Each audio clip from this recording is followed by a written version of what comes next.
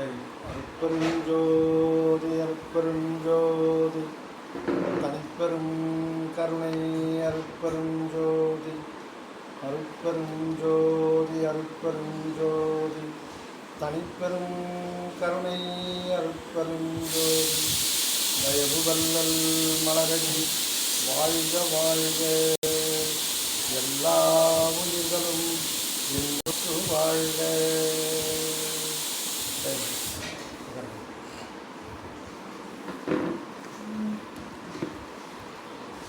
அன்பு வடிவம் தயவு திரு ஸ்ரீனிவாசன் ஐயா அவர்களையும், தயவு திரு சதீஷ் ஐயா அவர்களையும், தயவு திரு அர்ஜுன் ஐயா அவர்களையும் அன்புடன் சத்விசாரத்திற்காக அழைக்கின்றோம்.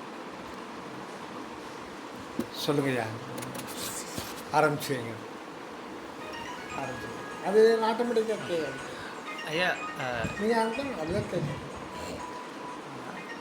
ஞானசரியில் இருக்கிற பாடல்கள் சத்விசாரம் பண்ணாங்க.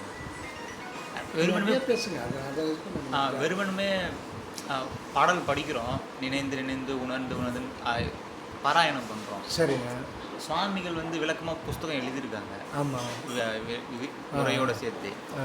அதை வந்து ஒவ்வொரு வாரமும் ஒவ்வொரு பாட்டாக எடுத்து கூட நீண்ட அன்னைக்கு நினைந்து நினைந்து உணர்ந்து எதை நினைக்கணும், எதை உணரணும், சரி அப்படின்னு பேச ஆரம்பித்தோம்.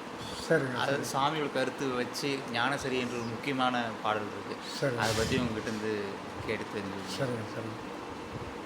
இப்போது சுவாமியோட இதில் அடிப்படையில் வந்து இப்போ நீங்கள் 2 வருஷமாக நம்ம குழுவில் இருக்கீங்க. சாமி புக்கு 2 வருஷமாக படிச்சுன்னு இருக்கீங்க. இப்போ அந்த அருட்பெருஞ்சோதின்னு சொல்கிறாருங்க வள்ளல் பெருமாள். அருட்பெருஞ்சோதி, இப்போ அருட்பெருஞ்சோதி அப்படின்னு சொல்லும்போது எதுக்காக அப்படி சொன்னார்? அந்த அருட்பெருஞ்சோதி அப்படின்னா அது என்ன பொருளை குறிக்குது சொல்லுங்க. அருட்பெருஞ்சோதி அப்படின்னா என்ன? அந்த நம்ம என்ன புரிஞ்சிக்கிட்டு இருக்கோம்? அருட்பெருஞ்சோதின்னா நம்ம என்ன புரிஞ்சிக்கிட்டு இருக்கோம்? அருட்பெருஞ்சோதி, அருட்பெருஞ்சோதி, தனிப்பெருங்கருணை, அருட்பெருஞ்சோதி. இது மகா மந்திரம் வந்து இவ்வளோ நீளமாக வந்து இதுவரையில் வரலாம். வள்ளல் பெருமானுக்கு தான் ஆண்டவரே வந்து இந்த 4 இதாக வருது. பொதுவாக வந்து சிவ 2 எழுத்து, முருகா 3 எழுத்து, 5 எழுத்து, சிவாய நமச்சிவாய 5 எழுத்து, சரவண பவாய 6 எழுத்து, நாராயண நமோ நாராயணாய 8 எழுத்து, இந்த மாதிரி தான் வரும். அதுக்கு மேலே பொதுவாக வந்து தியானம் ஜபத்துக்கு வந்து மந்திரம் வந்து ஷார்ட்டாக இருந்தால் தான் நல்லது. இல்லைன்னா அந்த மனதை ஒருமைப்படுத்துறதுக்காக தான் நம்ம வந்து மந்திரத்தை சூஸ் பண்ணுறோம்.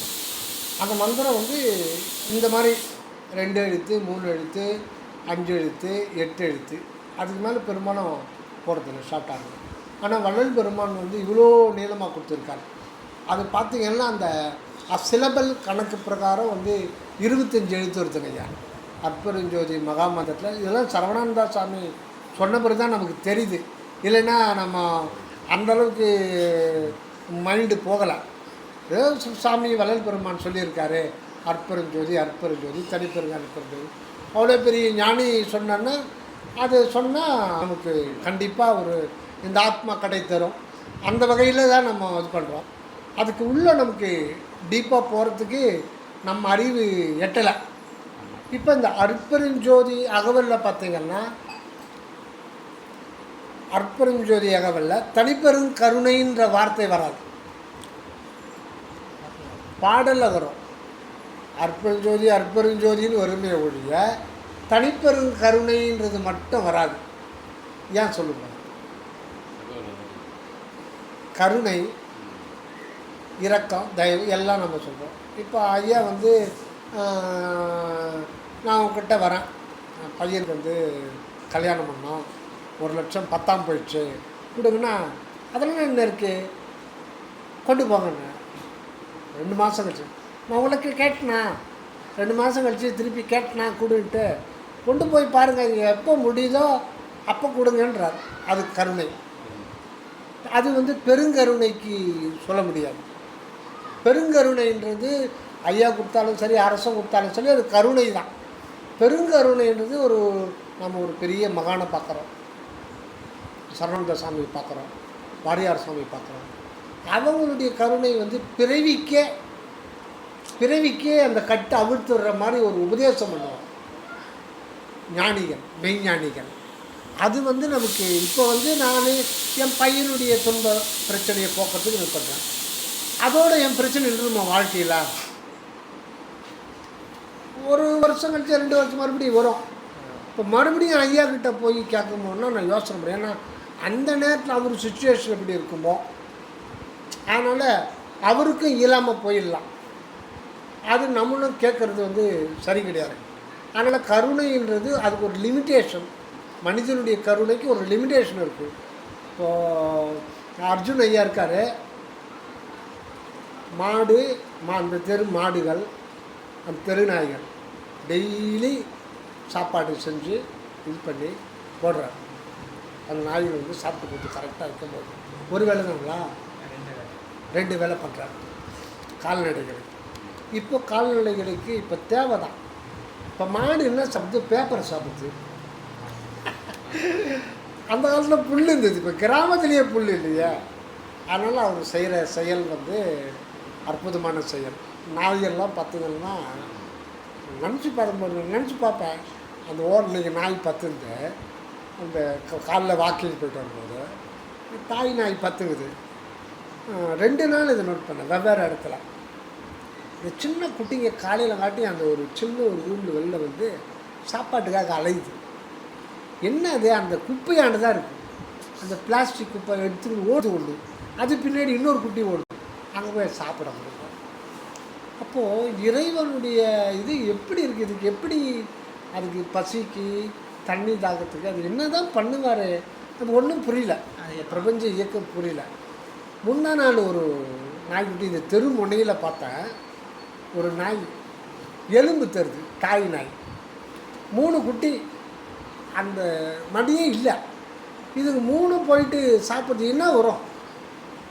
அதுவே எலும்பு தோலுமாக இருக்குது. இப்போ யார் வந்து வீட்டிலேருந்து கொண்டாந்து போடுறாங்க?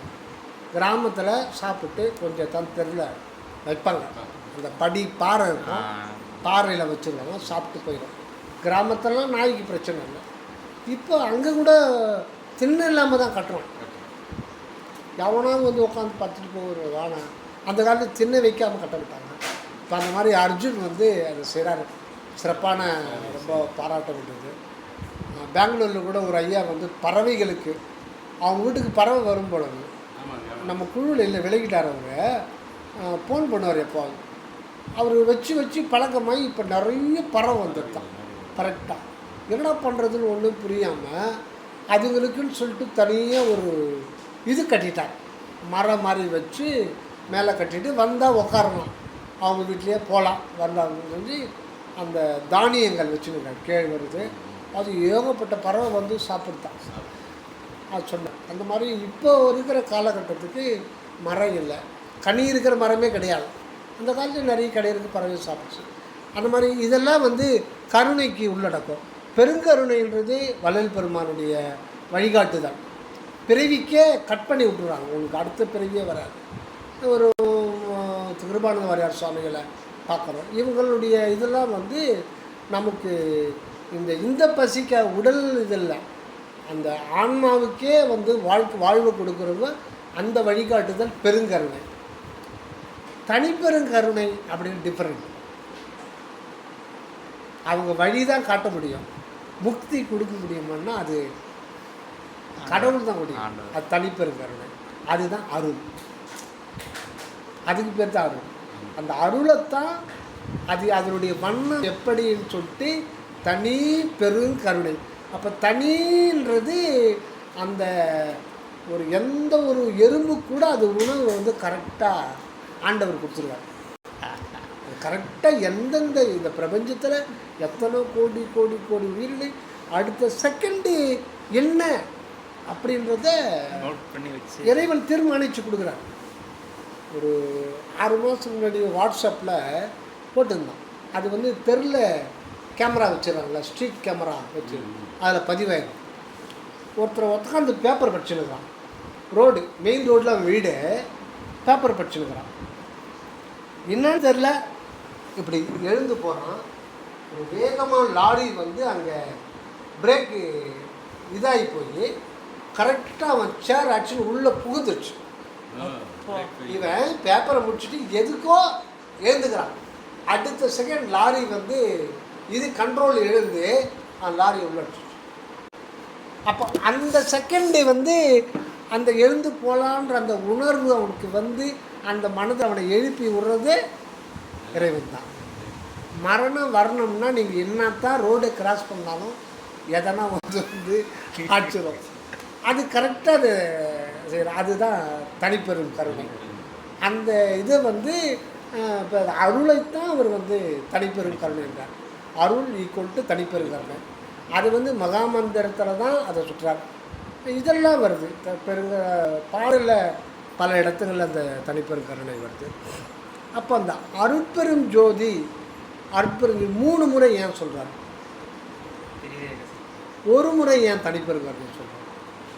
இதெல்லாம் வந்து சரவண சாமி ஒரு முறை அருட்பெரும் ஜோதி ஒரு முறை தனிப்பெரும் கருணை சொன்னால் போதும். இன்னொன்று பார்த்தீங்கன்னா அருட்பெரும் ஜோதியிலேயே அருள்னாலே தனிப்பெரும் கருணை தான். அருள் அப்படின்னாலே தனிப்பெரும் கருணை தான். இப்போ நம்ம வந்து கடவுளுக்கு ஐடியா கொடுப்போம். அந்த மாதிரி ஐடியா கொடுத்துக்கிறோம். நீங்கள் என் கடவுள் தான் வள்ளலாருக்கு சொன்னார், ஏன் 3 முறை அருட்பெரும் ஜோதி ஏன் ஒரு முறை தனிப்பெரும் கருணை போடணும்? சரி, நம்ம ஏற்ற மாதிரி வேண்டாம், அருட்பெரும் ஜோதி தனிப்பெரும் கருணை அப்படின்னு சொல்கிறோம். சரி, மறுபடியும் கடவுள்கிட்ட போய் அந்த அருள்னா என்ன? கடவுள் சொல்கிறார் அருள்னா தனிப்பெருங்கருணை. அப்புறம் ஏன் தனிப்பெருங்கருணை போடுறீங்க? சரி சரி எது எடுத்துட்டோம், வெறும் அருட்பெரும் ஜோதி. அப்புறம் கடவுள்கிட்ட கேட்குறோம் பெருஞ்சோதின்னா அருள்னா என்ன? இந்த அருளை வந்து 2ஆக பிரிக்கிறோம். அருளை வந்து 2ஆக பிரிக்க அருட்பெருஞ்சோதியை 2 வார்த்தை ஒட்ட வச்சது. ஆனால் இறைவன் ஒட்டு பொருள் கிடையாது. இறைவன் வந்து ஒட்டு பொருள் கிடையாது. ஒரே ஒரு பொருள் தான். அதுக்கு வந்து நாணயம் மாதிரி. இந்த இறைவன் வந்து ஒரு நாணயம் மாதிரி. இந்த பக்கம் ஒரு பக்கம், அந்த பக்கம் ஒரு பக்கம். இந்த பக்கத்துக்கு பேர் உள் அப்படின்ற பக்கம், இந்த நாணயத்துக்கு இன்னொரு பக்கம் வெளியேன்ற பக்கம். உள்ளே வெளியே, உள்ளே வெளியே. அதை வந்து ஆன்மீகத்தில் அகம் புறம், அகம்புறம். அதை தான் பராபரமேனுவர் தாய்மானவர். எல்லா உயிர்களும் இன்புற்றிருக்க நினைப்பதுவே அல்லாமல் வேறொன்று அறியேன் பராபரமே.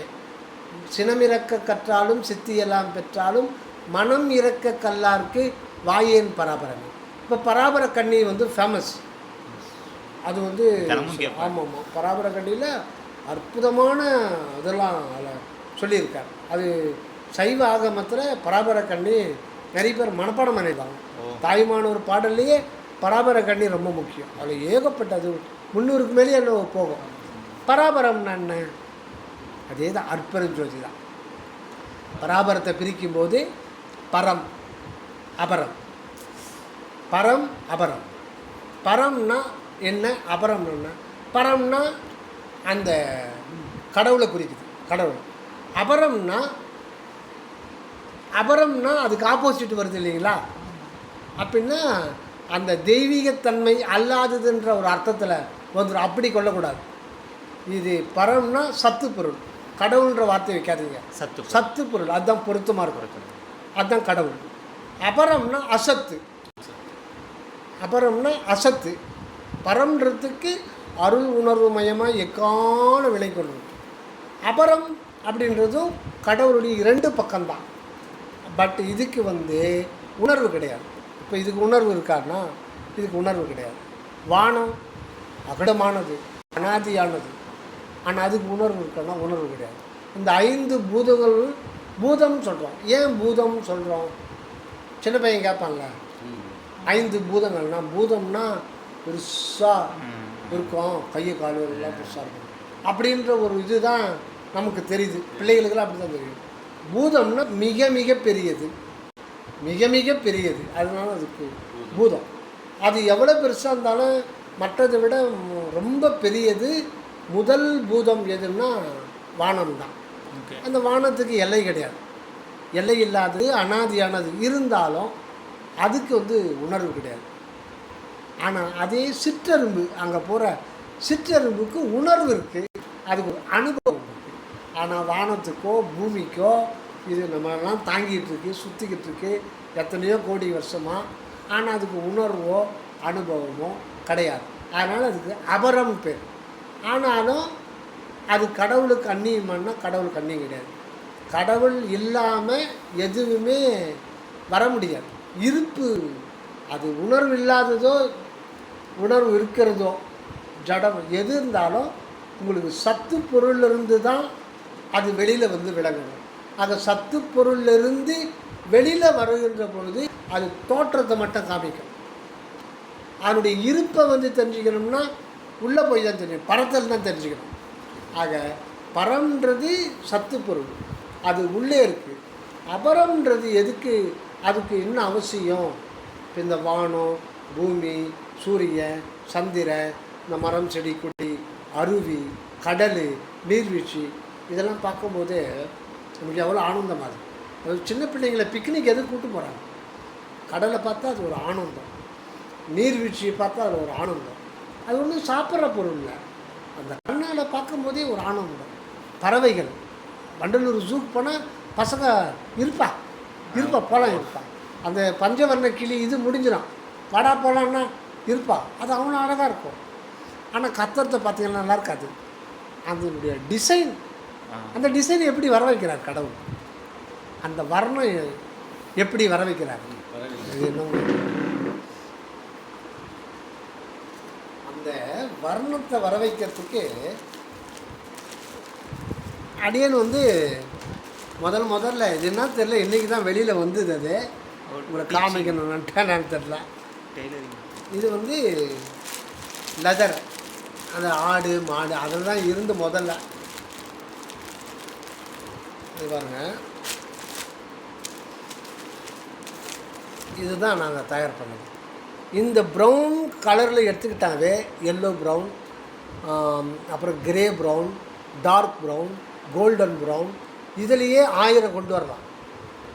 இந்த கலர் வந்து இப்போ ஜெர்மன்லேருந்து ஒரு கம்பெனிக்காரன் ஆர்டர் கொடுத்துருவோம்.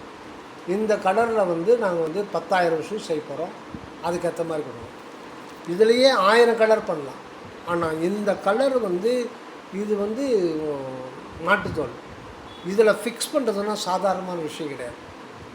இதுக்கு பல ப்ராசஸ். அதுவும் இந்த கலரில் 1% வித்தியாசமானாலும் ரிட்டர்ன் அனுப்பிச்சிடுவோம். அப்படியே பல 50 லட்சம் பொருள் இருந்தாலும் திருப்பி அது இதாகிடும். கொஞ்சம் வித்தியாசம் டிஃப்ரெண்ட் காமிக்கிறோம். ஏன்னா இந்த மாதிரியில் ஒரு ஷூ தயார் பண்ணுறோன்னா ஷூவில் லேஸ் இருக்கும், அப்புறம் வந்து அந்த இது இருக்கும், அதுலேயே நிறைய பார்ட்ஸ் இருக்கும். அதுக்கெல்லாம் தனித்தனி ஆர்டர் கொடுத்துருவோம், அதுக்கு மேட்சான மாதிரி. இதுதான் மெயின். இது வித்தியாசமாயிடுச்சுன்னா எல்லாமே தயார் பண்ணுறாங்க. ஆக இந்த கலர் கொண்டு வரது நாங்கள் படாத பாடுபடுவோம். இப்போ இன்னொரு விஷயத்துக்கு வரோம். ஆனால் இதுக்கு எவ்வளோ மைண்டை போட்டு உடச்சிப்போம். அந்த மாதிரி தான் எல்லாமே இருக்குது. இந்த கலரை வச்சுக்கிட்டிங்கன்னா இந்த பேஜின்னு பேர், இது ஐவரின்னு கூட சொல்லலாம். ஐவரி இதுவும் மாட்டுத்தோல் தான். இது வந்து உள்ளே வைப்பாங்க லைனிங்க்கு, அந்த ஷூக்கு உள்ளே வைக்கிறது. இது ஃபினிஷிங் ஆனது ப்ளூ கலர்.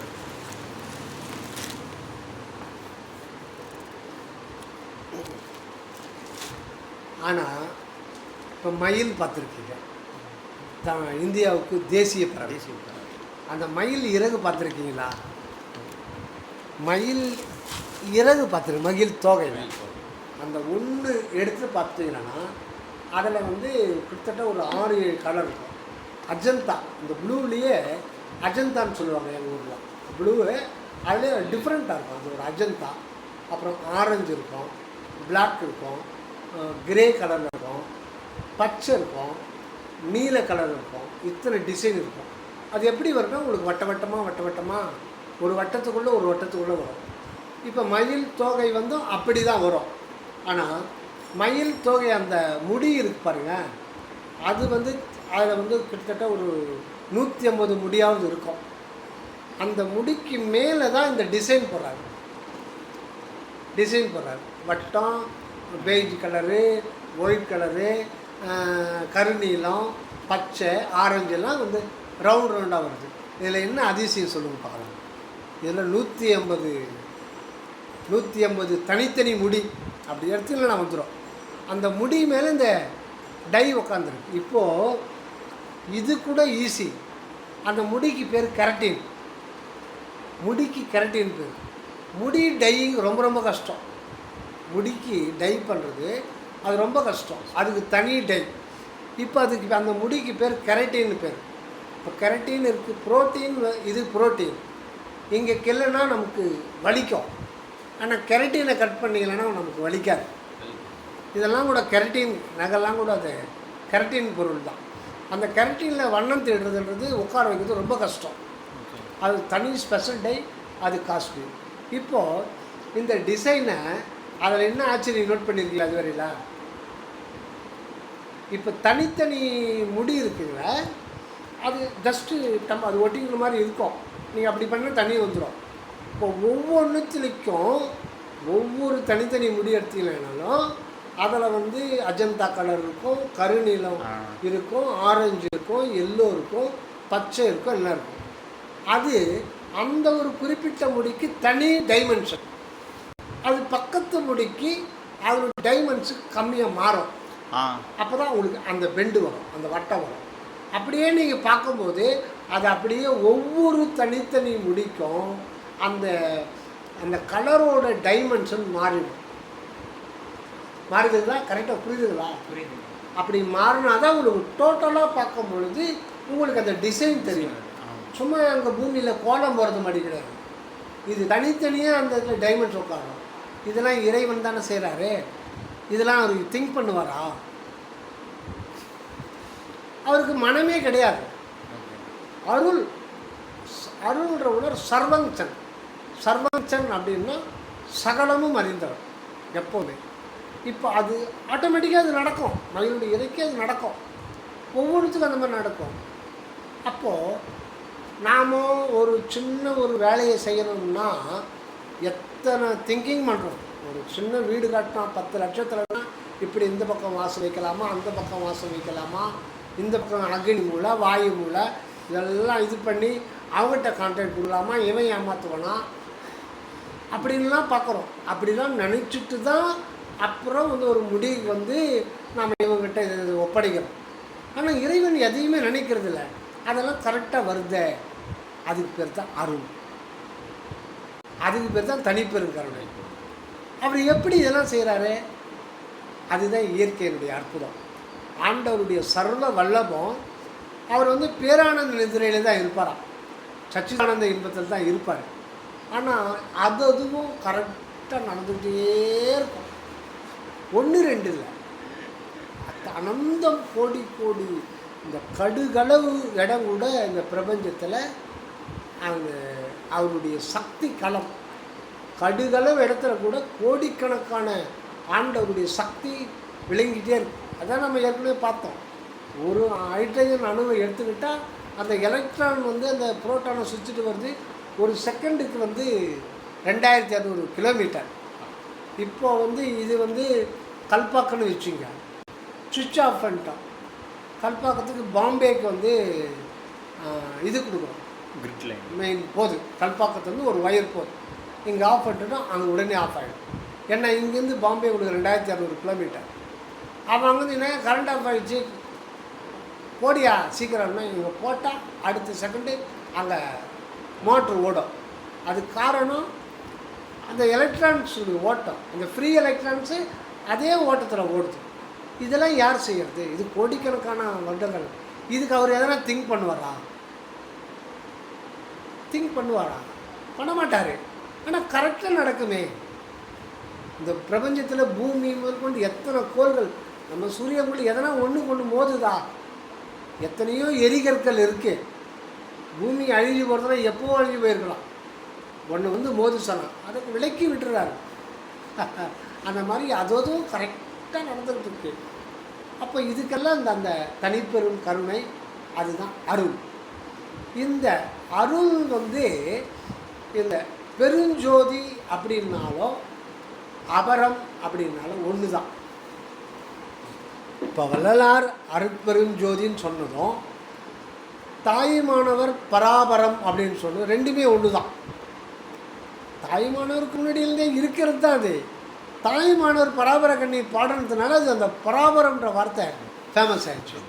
ரெண்டுமே ஒன்று தான். பரம் ப்ளஸ் அபரம், அருட்பெருஞ்சோதி, அருள் ப்ளஸ் பெருஞ்சோதி. இந்த பரம்ன்றது தான் அருள், அதுதான் கடவுளாக இருக்கும். இங்கே பெருஞ்சோதி அப்படின்னா அபரம்னாலும் ஒன்று தான். சரி, கடவுள் இந்த வார்த்தையை சேர்த்துப்போம். கடவுள் கட ப்ளஸ் உள், இது மூணுமே ஒன்று தான். இப்போது உள்ளுன்ற வார்த்தையை திருப்பி போட்டோம், அப்போ தான் செட் ஆகும். அந்த கடவுள்ன்ற வார்த்தையே வந்து சரி கிடையாதுன்ற சொல்லணும் சாமி. அந்த காலத்தில் இது பண்ணிட்டாங்க, அது ஏன்றது அப்புறம் வரும் பாருங்கள். இப்போ கடை உள் ரெண்டு வார்த்தை இணைக்கப்பட்டது தான். இப்போ உள்ளுன்ற வார்த்தையை நம்ம இந்த பக்கம் வைக்கணும், அருள் பரம் உள்.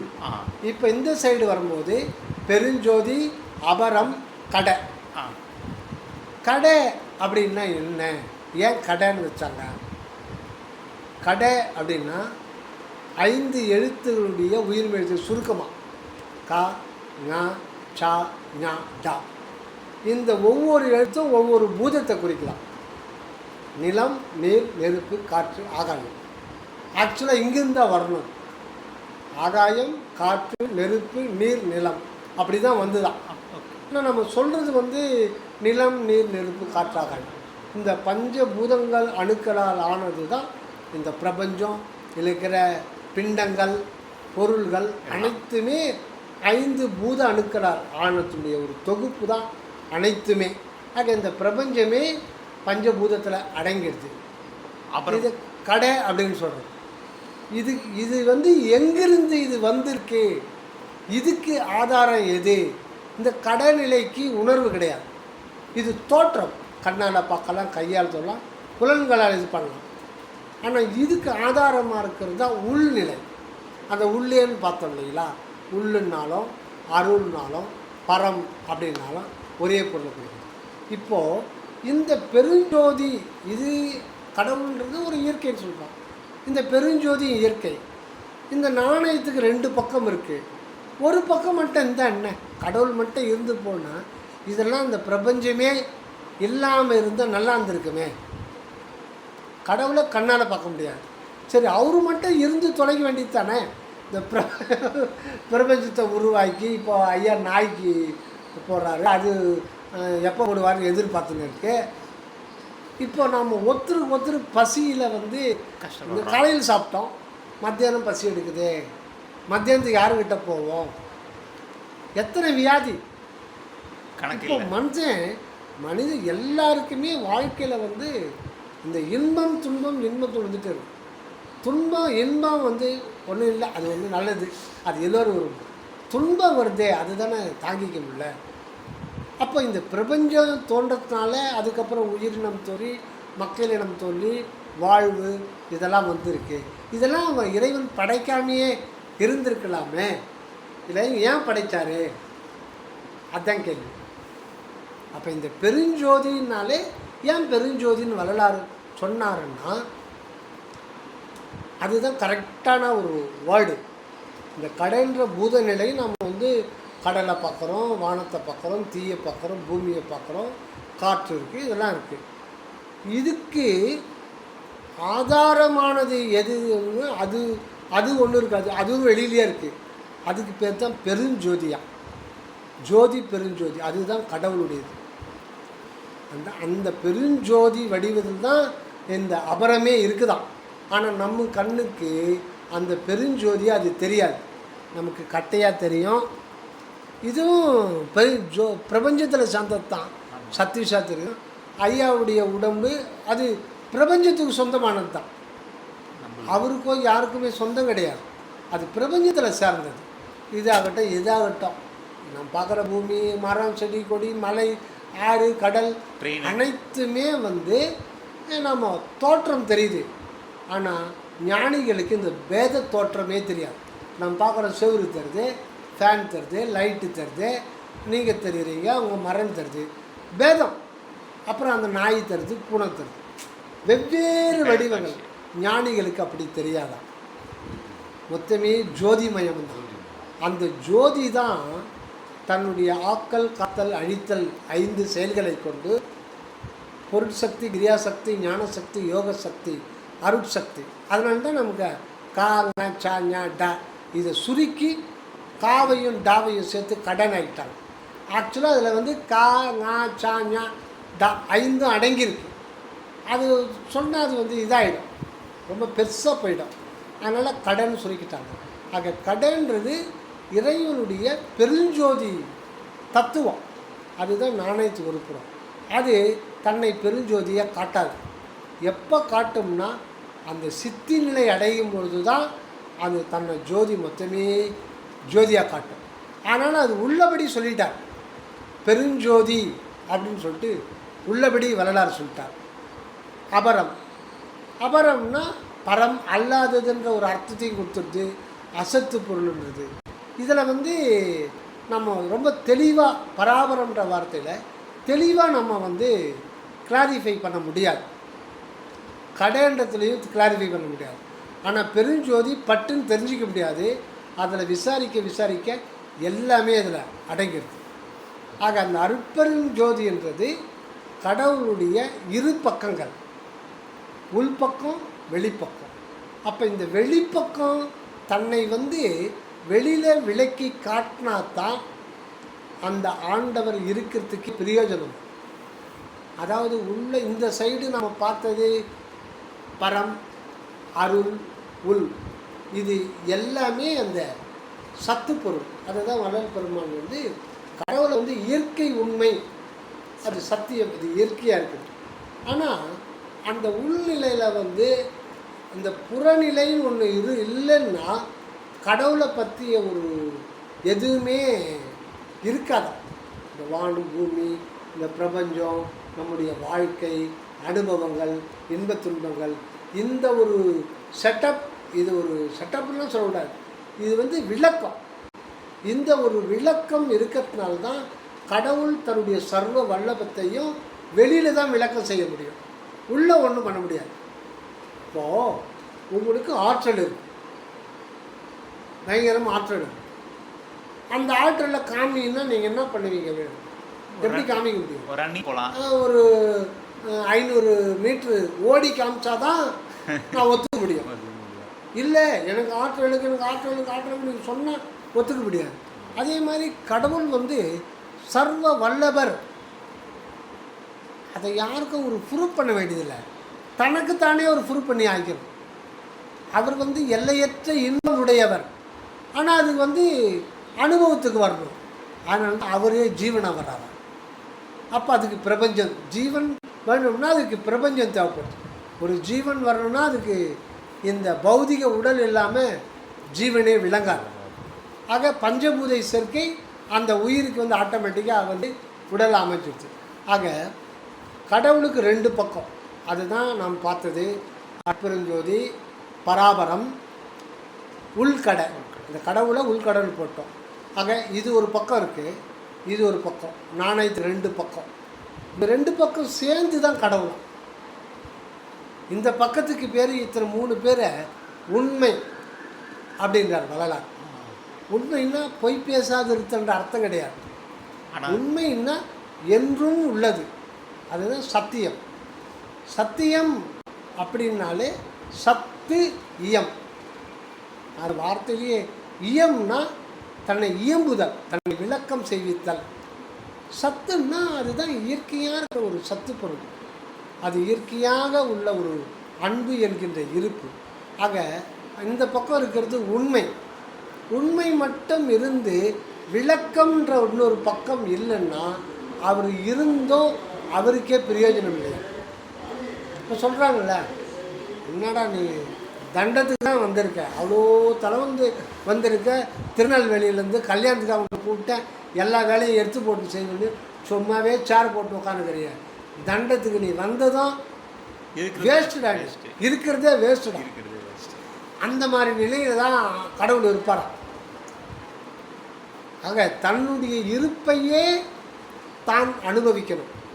தன்னுடைய வல்லபத்தை வெளிப்படுத்தி தனது இன்பத்தை வெளிப்படுத்தி தானே அனுபவிக்கிறதுக்காக தான் தானே ஒரு ஜீவனாக வர்றார். ஏன்னா இன்னொன்று உருவாக்க முடியாது. இப்போ மாம்பழம் இருக்கே, ஒரு விதை போட்டிங்க 6 வருஷத்துக்கு முன்னாடி, அது சில செடியாகி இன்னும் கொஞ்சம் பெரிய செடியாகி மரமாகி அது 6 வருஷம் கழித்து கொஞ்சம் பருவத்தில் பூ விட்டு பிஞ்சு விட்டு காய் காய்ச்சி பழமாகி அது மரத்தில் பழுத்து இப்போ அதை யாருமே சாப்பிட்லன்னா அந்த மரத்துக்கு எதனா பிரயோஜனம் இருக்கா? அந்த மாதிரி கடவுள் வந்து ஒரு கற்பக மரம். அது பயன்பாட்டுக்கு வரணும்னா அதுக்கு உயிர் அப்படின்ற ஒரு உணர்வு வேணும். அந்த உயிர் உணர்வில் தான் எதையுமே அனுபவிக்க முடியும். இப்போ கடவுள் நேரடியாக லட்டு சாப்பிட்டு சுவைக்க முடியாது. ஆமாம், பற்பெருஞ்சோதி ஆண்டவர் வந்தாருன்னா அவருக்கு லட்டு கொடுக்க ஒரு கற்பனையாக சொல்கிறார். அவர் அருவநிலை. அவர் கொடுத்து நீங்கள் லட்டு கொடுத்தீங்கன்னா அவரால் சுவைக்க முடியாது. ஏன்னா ஒரு பொறிமுரன் கிடையாது. அது யார் மூலமாக சுவைக்கணும்னா ஒரு எறும்பாக இருந்து தான் அவர் சுவைக்க முடியும். மனிதனாக இருந்து தான் சுவைக்க முடியும். அவர் சுவைக்க முடியாது. ஆக இறை இன்பத்தை அவர் அனுபவிக்க முடியாது. ஆனால் இன்ப சொரூபி தான், சச்சிதானந்த வண்ணர் தான். ஆனால் அதை அனுபவிக்கிறதுக்கு உணர்வு என்ற ஒன்று வேண்டும். அண்ட வெளியில் இருக்கிறவருக்கு அவர் உணர்வு நிலையில் கிடையாது. அதுக்கு மேலே அதை பற்றி சொல்லவே முடியாது. அவர் ஒரு இருப்பு, அன்பு என்கிற இருப்பு. அந்த இடத்துல அதுக்கு அடுத்து தான் உணர்வு. அப்போது உணர்வு ஏன்னா உங்களுக்கு உணர்ச்சியே இல்லைடா சொல்கிறாங்க. இவ்வளோ திட்டுற, கெட்ட கெட்ட வார்த்தையாக திட்டுற, மண்ணாங்கட்டி மேலே உட்காந்துக்கிறேன், ஜடமான நீ ஒரு உணர்ச்சியே இல்லையடா. அந்த உணர்ச்சி வரும்போது அதெல்லாம் கோபம், காமம், இச்சை அது மொத்தம் வருது. அது தான் நம்ம அதை அனுபவிக்கிறோம். இச்சை இருந்தால் தானே நீங்கள் அந்த சரவணபவன் ஹோட்டலுக்கு போய் மசாலா தோசை சாப்பிடணும் அப்படின்னு ஒரு சாம்பார் வடை. ஆமாம், சாம்பார் வடை. அந்த ஹோட்டல் இந்த ஹோட்டல் நல்லா இருக்காதுப்பா, அந்த ஹோட்டல் காசு செலவாக போகிறேன். அப்போ அந்த உணர்வில் இச்சையை கொடுத்து ஜீவனுக்கு அந்த இன்பத்தை அனுபவிக்கிறது யாருன்னா அந்த இறைவனே அந்த எறும்பாக இருந்து அர்ஜுனாக இருந்து அவர் தான் அனுபவிக்கிறார். ஆனால் அவர் தனியாகவும் இருப்பார், தனியாக வேறு இருப்பார். அதுக்காக அர்ஜுன் ஆகிட முடியாது. ஆனால் அவர் தான் அர்ஜுனாக இருக்கிறது அர்ஜுனுக்கு தெரியாது. அவர் தான் அர்ஜுனாக இருக்காருன்னு அர்ஜுனுக்கு தெரிஞ்சால் அந்த அர்ஜுன் கடவுளாகும். அந்த நிலையை நோக்கி தான் நம்ம பயணித்துருக்கோம். அதான் கடவுள் சொல்கிறது, நான் தான் நீயா வந்திருக்கேன். அதை தெரிஞ்சுக்கிறதுக்காக நம்ம ஆடு மாடு கோழி பன்னி நாய் இதெல்லாம் அலைஞ்சிட்டு கடைசியில் இந்த மனித பிறவி 200 பிறவின்றாங்க. 200 பிறவி சொல்கிறார் சிவகுமார், கோயம்புத்தூர் சிவகுமார். ஓகே, அவர் அந்த ஆராய்ச்சியில் அந்த இப்போது 5 அறிவு வளருது. 1 அறிவு 2 அறிவு 3 அறிவு இதெல்லாம் வளர்கிறதுக்கு பல கோடி ஜென்மங்கள் கடந்து போகுது. ஆனால் இந்த மன அறிவு மனிதனுக்கு மட்டும்தான் வருது. இது எட்ட உடனே இந்த மாதிரி இடத்துல பிறக்க மாட்டார். ஆதிவாசியாக காட்டுவாசியாக இங்கே இல்லைன்னாலும் வேறு ஒரு பிரபஞ்சத்தில் வேறு ஒரு அண்டத்தில் அது இதுக்கு விட லேட்டாக தோன்றி இருக்கும். அந்த இடத்துல ஆதிவாசியாக காட்டுவாசியாக வாழ்ந்துட்டு தான் திருப்பி இங்கே வரணும். அப்படி தான் அது அது பரிணாம வளர்ச்சிக்கு அப்புறம்தான் அந்த மனம் வளர்கிறதுக்கு அந்த அந்த கல் நிலையில் தான் முதல்ல இருக்கும். அந்த மனம் கல் நிலையில் எப்படின்னா நீங்கள் பார்த்தீங்களான்னு தெரியல, ஐயா வேணா பார்த்துருக்கலாம். நாங்கள் சின்ன பையனாக இருக்கும்போதே இது நடக்கும். ஆனால் ஐயோ இப்படி பண்ணுறானேன்னு யோசிக்க தோண இடம் 18-19 வயசுக்கு தான். இந்த நரிக்குறவர்கள் இருப்பாங்க, காக்கா சுடுறது அது மாதிரி. அது சுட்டான் திண்டுவானுங்க, சில பேர் கொடுப்பானுங்க. கொக்கு சுடுவானுங்க, கொக்கு நாரை சுட்டுருவாங்க. சிலது செத்துரும். இவன் ஒரு 20-30 சுட்டுருவான். அது பார்த்துருக்கீங்களா? அந்த துப்பாக்கியே, நாட்டு துப்பாக்கி ஐயா நீங்கள் பார்த்துருப்பீங்களா? அது என்ன பண்ணுவோம் தெரியுங்களா? ஒரு மருந்து டப்பா வச்சுருப்பான், வேப்பங்கொட்டை இருக்குல்ல, அதை கலெக்ட் பண்ணுவான். காய்ஞ்சுக்கு நல்லா காய வச்சுருவான். அந்த வேப்பங்கொட்டையில் 2 உடைச்சி கரெக்டாக பாதியாக உடைச்சி அந்த நாங்கள் பக்கத்துலேயே வந்து பார்ப்போம். கிராமம்ல கிராமம் சொல்லுவோம். அந்த பருப்பு எடுத்துருவோம். இவங்க ஒரு மருந்து வச்சுருவோம். அதுக்குள்ளே வச்சு அதை போட்டு அந்த துப்பாக்கிக்குள்ளே ஒரு ரீஃபில் அது உள்ளே இருக்கும். அதை கழட்டி அதை இது பண்ணுறதுக்கு ஒன்று வச்சுருப்பான். அது போய்ட்டு அது ஃபயர் ஆகும். அது என்னவோ தான் அடிச்சு விட்டாலும் அது கரெக்டாக அந்த ரத்தம் வந்துடும். போக்கு அது பறந்துக்கிட்டு இருந்தாலும் சுட்டுருவோம் கரெக்டாக. அது அது செத்துச்சு, அது பிரச்சனை இல்லை. பெரும்பாலும் இது வந்து சின்னது தான். அது ஒரு இடத்துல வயிற்றுல போய் குத்தும், உடனே சாக முடியாது. துடிக்கும், உயிருக்கு துடிக்கும். அது ஒரு 10 நிமிஷத்தில் செத்துட்டாலும் பரவாயில்ல. இவன் வந்து 20-30 எடுத்து 30-40 எடுத்துப்பான். செட் பண்ணிவிட்டு ஒரு இடத்துக்கு போயிடுவான். அந்த கழனி கட்டுக்கு போயிட்டான்னா அந்த இடத்துல 30-40 எடுத்துப்பான். அவங்க கூட 2 பேர் கூட போவாங்க. அதை மொத்தத்தையும் சேர்த்து தப்பனம் இருக்குது, கோணி தைக்கிற ஊசி, கோணி நெல் மூட்டை தைப்பாங்க. ஆனால் அது சன்னமாக வச்சுக்கிட்டு அது உள்ள ஒரு கயிறு போட்டு 15 தலை இருக்குது பாருங்கள், தலை வழியாக குத்தி ஒரு 15-20 கயிறு போட்டு கட்டி தூக்கிடுவோம். இது தனியாக வச்சுருவோம். கொக்குன்னு வச்சுருவோம். இதை நான் வந்து சின்ன வயசில் பார்த்துருக்கேன். கொக்கு சுட்டு எடுத்துவேன். கேஷ் நமக்கு தெரியல, அந்த அளவுக்கு புத்தி வளரல. அப்போது வல்லார் இதுக்கு வந்த பிறகு ஒரு 19 நிமிஷம் ஒரு முறை பார்க்குறேன். அதோட அரக்கோத்தல் தான் பார்க்குறேன். அந்த தூக்கின்னு வர அது எப்போ சுட்டான்னு தெரில. அதில் 2 கொக்கு காலை உதறது. அப்போ தானே தெரிஞ்சுக்கினேன். அப்போது இதில் பலது வந்து இன்னும் உயிரோடு இருக்குன்னா அது எவ்வளோ நேரம் துடிச்சிட்ருக்கும். அப்போ தான் வந்து நம்ம கடவுளை வந்து சந்தேகிக்க வேண்டியதாக. தனிப்பெரும் கருணைன்னு சொல்கிறாங்க. இது எப்படி நம்ம ஒத்துக்கிறதுன்ட்டு அந்த நேரத்தை பார்த்தோம்னா அது கஷ்டமாக இருக்குது. இது கடவுள் வந்து இந்த உலகத்தை படைக்காமையே இருந்திருக்கலாமே. அந்த ஜீவன் என்னங்க பாவம் பண்ணுச்சு? அது என்ன பாவம் பண்ணுச்சு? முன்னாடி அது வந்து வேறு தவளையாவோ கவலையாவோ இருந்திருக்கலாம். அதுக்கு என்ன தெரியும்? தவளைன்னா அது பூச்சி கீச்சி சாப்பிடும். பல்லின்னா அது பசிக்கு அது எதனா பூச்சி கீச்சி சிலந்தி சாப்பிடுன்னா அது பசிக்காது, தெரியாது, பாவம்னு தெரியாது. இப்போ எனக்கே 18 வயசுக்கு முன்னாடி அந்த நரிக்குறவன் அதை தூக்கி போகிறது அதை நாங்கள் வேடிக்கை தான் பார்ப்போம். அவன் பின்னாடி சின்ன பசங்களாம் ஓடுவாங்க.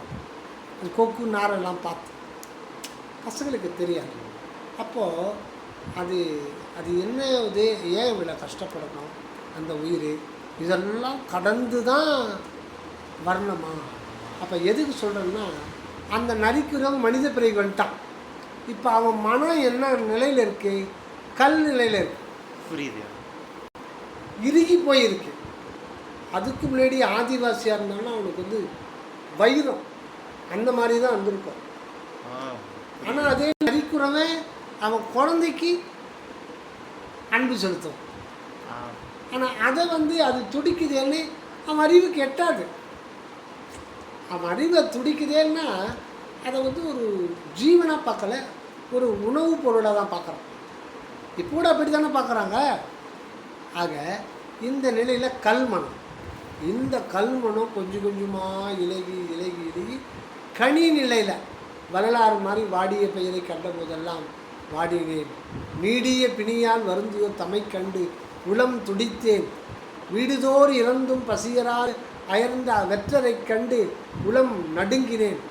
அப்போ அதுதான் கனி நிலை. எந்த ஞானிக்கும் இல்லாத ஒரு நிலை வந்து அப்போ தான் அவருக்கு வருது. அந்த நிலையில் இந்த அருள் தான் ஜீவனில் அந்த கனி நிலைக்கு வருது தான். அருள் அது அப்படியே இருக்குது. ஜீவனில் அது வெளிப்படும் பொழுது அது வந்து இரக்கம், பரிபூரண இரக்கமாக அதுவே தான் வருது. அதனால தான் வள்ளலாருக்கு வந்து அந்தளவுக்கு இரக்கம். அந்த வாடிய பேரை கண்ட போதெல்லாம் வாடினேன்னு யார் பாடியிருக்காங்க? யாரும் பாடலை. அந்த நீடிய பிணியால் அந்த வருந்தியோர் தமை கண்டு உளம் துடித்தேன், அது பிள்ளை பெரு விண்ணப்பத்தில் வருது. வயிற்றில் நெருப்பு போட்டு எரிக்கிற மாதிரி இருக்கு, என் எலும்புலாம் வந்து உருகிடுச்சு. அது நிறைய பாடுற. என்னையும் இரக்கம் தன்னையும் ஒன்றாகவே வருவித்த இறைவா. வரி மட்டும் சொல்கிறார். இரக்கம் வேறு அல்ல, என் உயிர் வேறு அல்ல. அந்த பிள்ளை பேர் வண்ணத்தில் இந்த பாயிண்ட்லாம் சொல்கிறார்.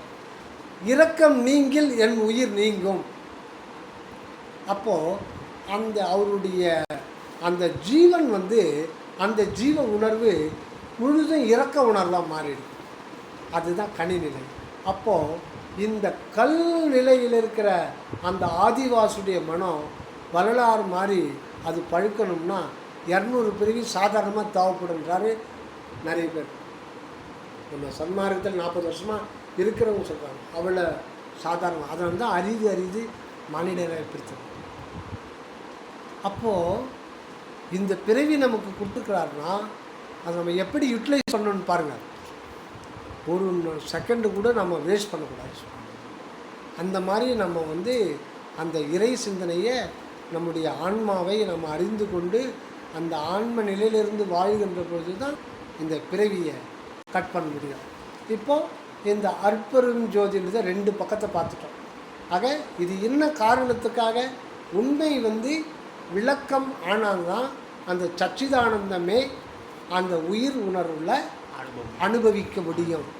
அந்த சச்சிதானந்தத்தை அனுபவிக்கலைன்னா கடவுள் இருப்பார், இருந்தும் எந்த பிரயோஜனமும் கிடையாது. அந்த உதாரணம் சொன்ன கதை தான் தண்டத்துக்குன்னு சொல்கிறோம் இல்லைங்களா. சரவணன் சொல்கிறார், கடவுள் இருந்தும் ஆதியில் அனாதிகாலமாக இருக்கார். இந்த பிரபஞ்சம் வெளிப்படாத போது அப்போ மனித தேகமே இல்லை, அப்போ பொறிப்புலன்கள்லாம் இல்லை. பொறிப்புலன்கள் இல்லாத போது அந்த ஆனந்தம் அணுவளவு கூட வெளிப்படலை. அப்போ அவர் இருந்தும் இல்லாத நிலையில் தான் வர்றார். அப்போ பிரபஞ்சத்தை படைத்து சூரிய சந்திரனை படைத்து அது அதுலேருந்து பூமி முதலான கோள்கள் அது குளிர்ந்து இறுகி உயிரினம் தோன்றத்துக்கு பல கோடி வருடமாகி அப்புறம் புல் பூண்டு செடி முளைச்சி சங்கு சிப்பி இப்போ எறும்பு வருது. இப்போ ஒரு சின்ன ஒரு உதாரணம். ஒரு பெரிய கிரவுண்டு, அனாமத்தான கிரவுண்டு, அங்கே வேறு எதுவுமே இல்லை. மிகப்பெரிய ஒரு சர்க்கரை மலை. அது எப்போ தோன்றுச்சுன்னு தெரியாது. சர்க்கரை மலை எப்போ தோன்றுச்சுன்னே தெரியாது. இருக்குது சர்க்கரை இனிப்பு, அதனுடைய தன்மை இனிப்பு. ஆனால் அது அனுபவிக்க முடியுமா? அந்த நிலை தான் கடவுளுக்கு. அவரே அனுபவிக்க முடியாது, இன்னொருத்தர் அனுபவிக்க வைக்கணும். ஆனால் இன்னொருத்தருக்கு இந்த உலகத்தில் கிடையாது. இறைவனுக்கு எதிராக எதுவுமே கிடையாது. அதனால தான் நீங்கள் கோயிலுக்கு போனீங்கன்னா அந்த மூலவர் நந்தி இங்கே எதிர்க்கு நின்று தொழக்கூடாது சாமி. எனக்கு ஒருத்தர் சொன்னார் ஒரு 20 வருஷத்துக்கு முன்னாடி, அங்கே சிவலிங்கம் இருக்குது, இங்கே நந்தீஸ்வரர் இருக்கார், இங்கே காம்படிஷன் கும்பிட்டாங்க.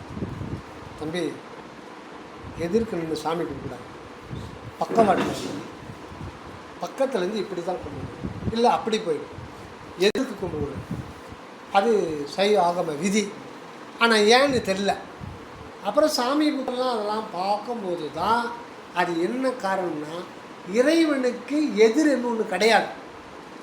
நீ இறைவனுக்கு எதிரானவன், இறைவனுக்கு நான் வேறானவன் அப்படி நினச்சி கடவுளை அடைய போனேன்னா நீ எங்கள் ஜோதியில் கலந்து சூரியமாக தான் போகிற. அங்கே உனக்கு அனுபவமே இருக்காது. அந்த ஜோதி உன்னை விழுங்கிடும். ஏன்னா நீ உண்மையை முதலே தெரிஞ்சுக்கணும். இறைவனுக்கு அந்நியம் என்று ஒன்று கிடையாதுன்ற உண்மையை நீ தெரிஞ்சுக்கணும். ஆக இந்த நானுன்றது கூட உன்னுடைய இதுதான், பகுதி தான். ஆக நானாக நீ விளங்குறது நீ தான் அப்படின்னு முதல்ல தெரிஞ்சுக்கணும். அப்போ ஃபேஸ் டு ஃபேஸு இறைவனை அடைய முடியாது. அதனால் அருமைகளை வாசித்து காணோனாதது, பூசித்து கூடோனாதது, வாய்விட்டு பேசோனாதது. இன்னொரு இடத்துல சொல்லுவார், எதிரங்கொருவரின்றி நடமாடும் உமைதன் இறைவன் தனது பங்கில் உமைபால. முருகப்பெருமானை போற்றார். அது எப்படி போற்றார்னா அந்த சிவத்தினுடைய தன்மை ஆகிய அவருடைய தன்மை தான், அவருடைய தன்மை தான் சக்தி. அதுதான் உமாதேவி அம்மையார். 2 பேரும் ஒன்று தான், பாதி பாதி. அந்த உமாதேவியாருடைய மகனே அப்படின்னு போற்றார். அப்போ முதல்ல இறைவனை பற்றி சொல்லும் போது ஒரு வார்த்தையை ஃபிக்ஸ் பண்ணுறார். எதிரங்கொருவரின்றி நடமாடும். ஏன் இந்த வார்த்தை ஏன் போகும்னா, இறைவனுக்கு வேறாக, எதிராக, அந்நியமாக ஒன்றுமே கிடையாது. ஒன்றுமே கிடையாது. எதிர் அங்கு ஒருவரின்றி நடமாடும்னா அவர் நடிக்கிறார். ஒரு படத்தில் நடிகர், நிறைய நடிகர் இருப்பாங்க, நிறைய நடிகைகள், நிறைய துணை நடிகைகள், டைரக்டர் ஒத்த 2 பேர் கேரக்டர், கேமராமேன், இப்படி நிறைய ஒரு பெரிய கூட்டமே இருந்து தான் ஒரு படத்தை, ஒரு நாடகத்தை இது பண்ண முடியும். நாடகம் மீன்ஸ் ஒரு ஃபில்ம், அத்தனை பேர் வேணும். ஆனால் இறைவன் ஒரு படத்தை உருவாக்குறார். அதில் டைரக்டரும் அவர் தான், அவர் ஹீரோவும் அதுதான், ஹீரோயின் அவர் தான், கேமராமேனும் அவர் தான், அந்த ரூமை பெருக்கிறவங்க அவர் தான், ஆளினால் அவர் தான். யாருக்கும் வேலை வாய்ப்பே கொடுக்க மாட்டார். அந்த வேலை அதெல்லாம் நடித்தல். அந்த நடித்தல் தான் நடமெடுத்தல். எதிரங்கொருவர் இன்றி நடமாடும் இறைவன். அப்போ இறைவன் தனியனாக இருக்கார், தனி ஒருவனாகத்தான் இருக்கார். அவருக்கு எதிரே தனி ஒருவன். அதாவது நான் சொல்வார், தன்னம் தனி நின்றது தான் அறிய இன்னும் ஒருவர் கிசைவிப்பதுவோ. தன்னம் தனி நின்றது இறைவனுக்கு தனியன் அப்படின்ற ஒரு பேரா. அப்போ இறைவனுக்கு அந்த தியானத்தில் இறைவனுக்கு நம்ம எதிர் நிற்கக்கூடாது. அது ஒரு ஸ்டேஜ் வரும். அந்த ஸ்டேஜில் நம்ம போனால் தான் அந்த சிற்றபைக்குள்ளவே என்ட்ராக முடியும். இல்லைன்னா சிற்றபைக்குள்ளே என்ட்ராக முடியாது. நம்ம காணாமல் போயிடணும். எதிரில் யாரும் இருக்கக்கூடாது. நாம் அப்படி பக்கவாட்டில் வர வர இப்போ காந்தம் இருக்குது, ஒரு 2 காந்தம், north pole south pole. North இருக்குமா இருக்காது, எனக்கு ஞாபகம் இல்லை. இப்போது அங்கே இறைவன் இருக்கார். அவர் ஒரு பெரிய காந்தம், நான் சின்ன காந்தம். இந்த சின்ன காந்தத்தை டப்புன்னு இழுத்துறோம். ஆனால் திசை ஆப்போசிட் திசை, ஆப்போசிட்லேருந்து இழுக்காது. நீ அப்படியே திரும்பி வரும்போது இது திரும்பிடும். இப்படி போக போக இது வரும். அதாவது சேம் இதில் வர இதுதான். இது வரும்போது அது இழுத்துக்கும். நீ பக்கவாட்டு போக போக அதான் லக்ஷ்மி காந்தன். அந்த காந்தன் இழுத்துக்கும். அப்போது அந்த காந்தத்தோடு இது சேர்ந்துடும். அப்போது அந்த ஒன்று தான் எப்போவுமே இருக்கும். அதுதான் ஞானசரியில் கடைசி பாடலில் வள்ளல் பெருமான் சொல்கிறார். என்ன சொல்கிறாரு? இறைவனுக்கு எதிர்க்கு நின்று அனுபவிக்க முடியாது. நம்ம பக்கவாட்டில் அப்படியே போனால் அவர் இழுத்துக்குவார். அப்போ நம்ம காணாமல் போகும். அதான் நான் மூழ்கி நான் போய் அதுவாக பெறுவேணும் வள்ளல் பாடுறார். நான் மூழ்கின்னா வந்துட்ட தண்ணி ஆற்றுல மூழ்கினா என்ன ஆகும்? மூழ்கினா செத்து போயிடுவோம். நான் மூழ்கி நான் போய் நான் செத்து போய் அதுவாக பெறுவேன். அப்போ அதுதான் இருக்குது. அப்போ அதனால தான் நான் அது வானேன் அருட்ஜோதியானேன் அப்புறம் சொல்கிறார். அந்த அந்த நிலைக்கு, அந்த ஒன்றான நிலைக்கு போன பிறகு சொல்கிறார். அதுதான் ஞானசரியில் கடைசி பாடல் சொல்கிறார். நேர் உறவே எவராலும் கண்டு கொளற்கரிதாம் நித்திய வான்பொருளை. நேர் உறவேன்னா நேருக்கு நேராக, ஃபேஸ் டு ஃபேஸ். அப்போ 2 பேர் வந்துடும். அங்கே உண்மைன்றது ஒன்று தான். அதை கூறு போட்டு 2 ஆக்க முடியாது, இன்னொரு கூறு போட்டு 4 ஆக்க முடியாது.